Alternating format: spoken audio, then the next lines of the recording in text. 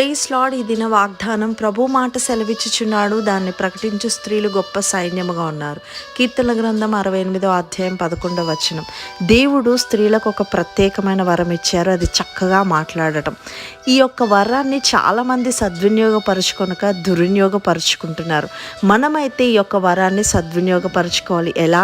క్రీస్తు యొక్క పుట్టుక, పరిచర్య, మరణ, పునరుద్ధానాలు, తిరిగి ఆగమనముల గురించి ఇతరులకి తెలియచేయటం. నేను సేవకురాలను కాదండి. ఎలా తెలియచేయాలి అంటే ఆయన వాక్యాన్ని ఇతరులకు పంచిపెట్టడం ద్వారా, వారిని మందిరానికి నడిపించటం ద్వారా, ఇవేమీ కుదరకపోతే వారి కొరకు ప్రార్థించటం ద్వారా, ఇంకా చక్కగా సోషల్ మీడియాలో ఉన్న చక్కని వాక్యాలు ఇతరులకి షేర్ చేయటం ద్వారా ఈరోజు ఇలా చేసి దేవుణ్ణి సంతోషపెడదాం. మనందరం ఇలా చేస్తే నాకేంటి అంటే ఆయన నీతిని, ఆయన రాజ్యాన్ని మొదట వెతికితే ఈ లోకంలో ఉన్నవన్నీ మన సొంతం అవుతాయి. Okay, that's it for today. Thank you. God bless you.